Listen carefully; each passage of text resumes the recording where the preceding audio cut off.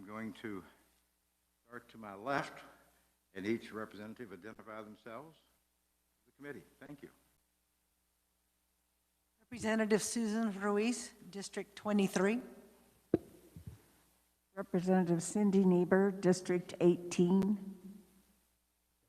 Susan Humphreys, representing District 99. I'm Representative John Barker from Abilene, District 70.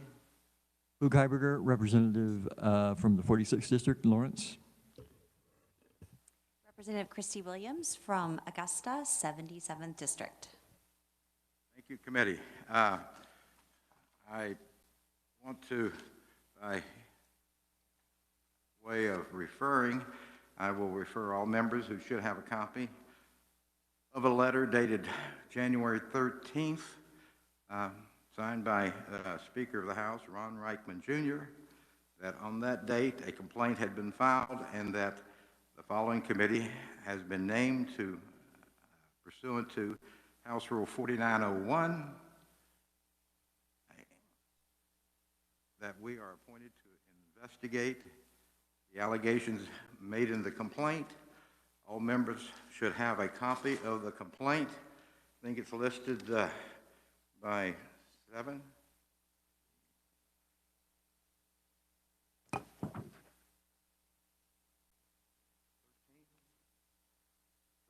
House members.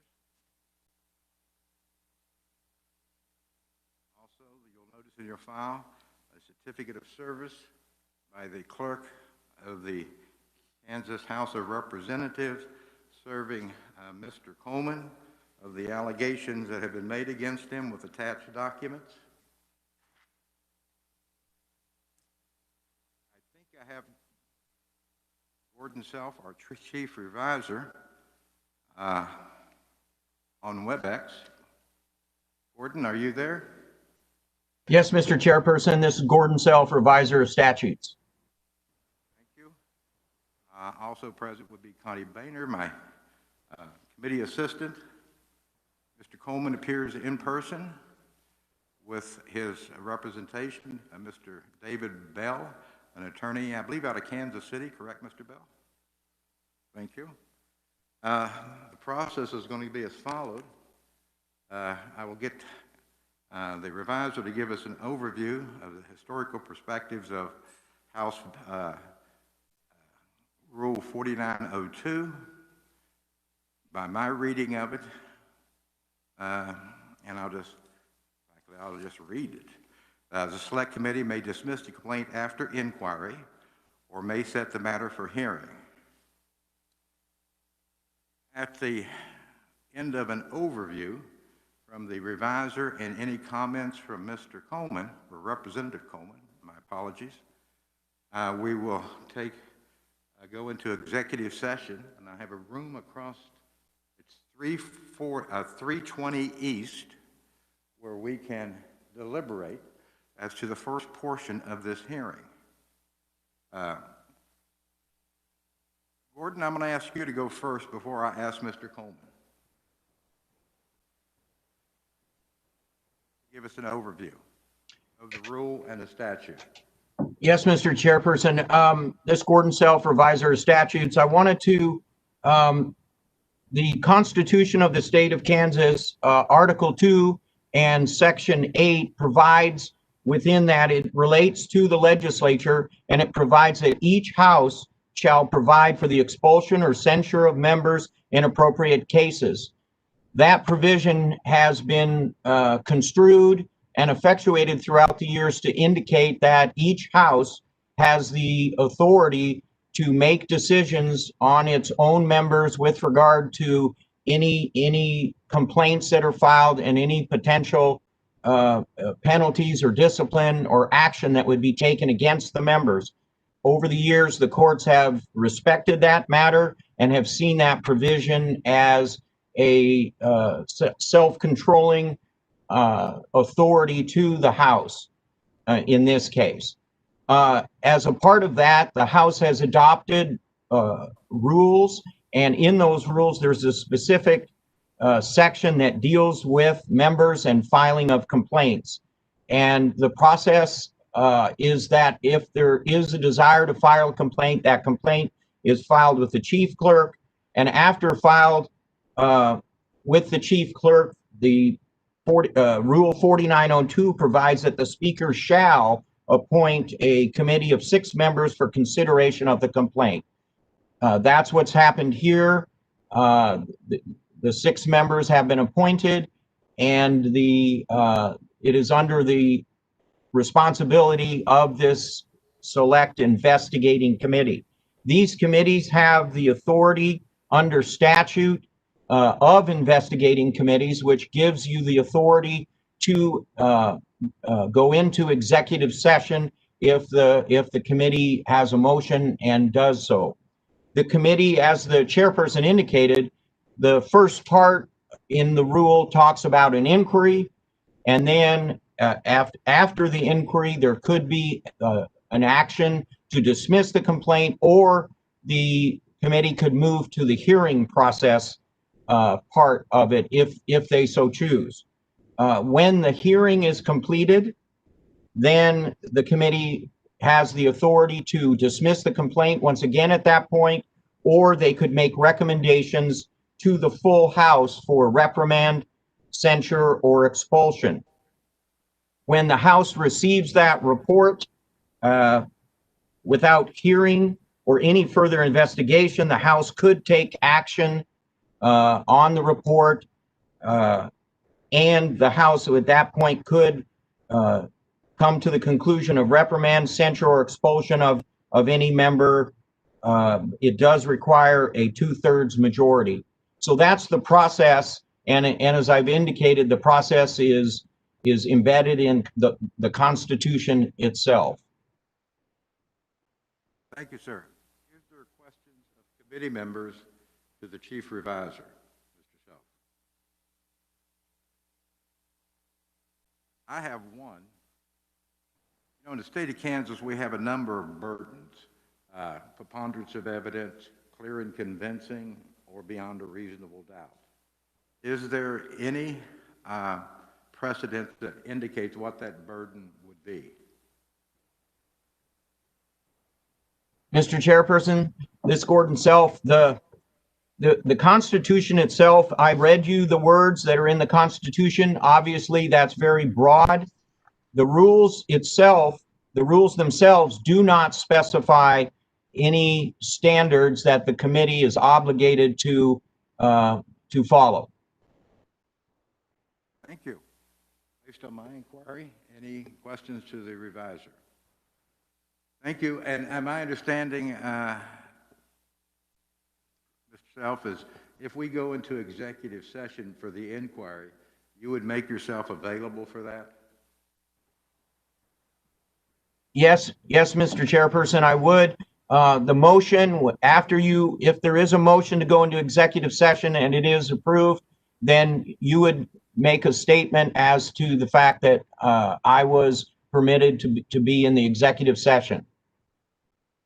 Thank you, sir. We're going to move right along now because Mr. Coleman is present, and prior to going into, we've all got the attached documents with the complaint. I'm going to give Mr. Coleman an opportunity to come and address the committee prior to the committee going into executive session, if he chooses.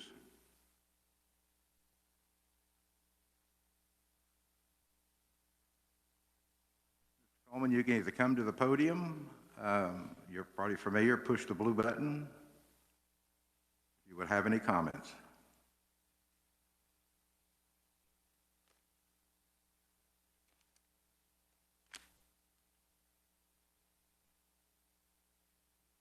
You may take your mask off while you're at the podium.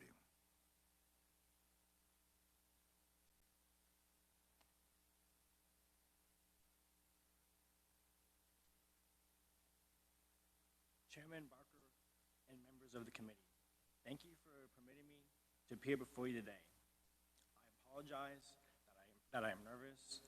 I will try my best to be clear, and I will try my best to be clear regardless of a slight speech impediment. At 20 years old, I am humbled to be in this building representing my constituents. At 20 years old, I'm also embarrassed to be standing before you today. I have said things that were offensive and hurtful to others, and then convinced myself that my own personal issues or my passion for a particular cause somehow absolved me. I was wrong. I apologize not only for what I said, but the impact on the persons to whom those words were directed. In some cases, I have been able to offer the apologies directly and receive forgiveness. For others, I am only able to offer these words today. I am sorry. As this committee is aware, I recently settled a civil matter with my opponent's campaign manager by issuance of a joint statement. I believe that a portion of the statement, edited in a manner to remove the names, is relevant here. Quote, "In service to our constituents, we have resolved the case by an agreed-upon dismissal. There is no written agreement. Rather, there is this public promise to treat each other with dignity and respect. Both of us hope that the manner in which we have sought to resolve this case will serve as a reminder to other persons in public service." End quote.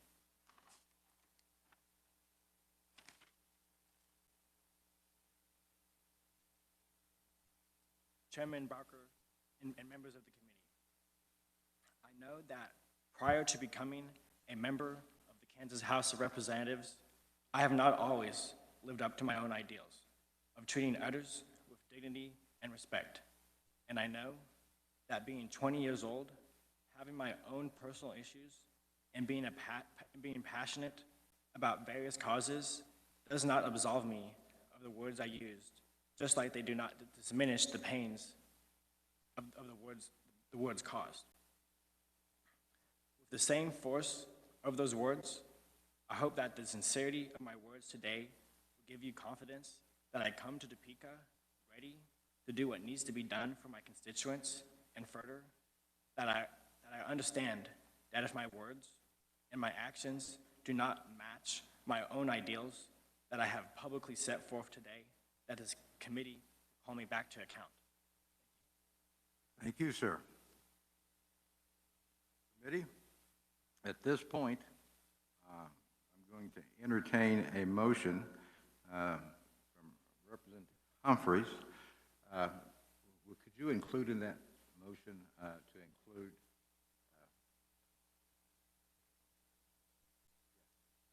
and I'm looking and it's 1:16, thinking 25 minutes.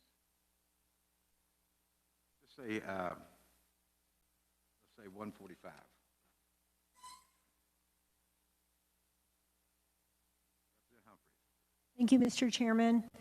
Mr. Chairman and committee, I move that the open meeting of the House Select Investigating Committee be recessed for a closed meeting pursuant to KSA 46-1002 and 75-4319A to discuss matters related to a complaint lodged against a member of the House of Representatives pursuant to House Rules 4901 through 4903, because discussion of such matters in an open meeting would constitute an unwarranted invasion of personal privacy. That the committee resume the open meeting in room 346 of the State House at 1:45, and that this motion, if adopted, be recorded in the minutes of the House Select Investigating Committee and be maintained as a part of the permanent records of that committee. That's the motion, and also Gordon Self, Reviser of Statutes, is designated as essential personnel and will be present in the meeting in addition to the committee members. Just want to make sure we're retiring to 320E, correct? Yes, we would retire to 320E and then reconvene in 346.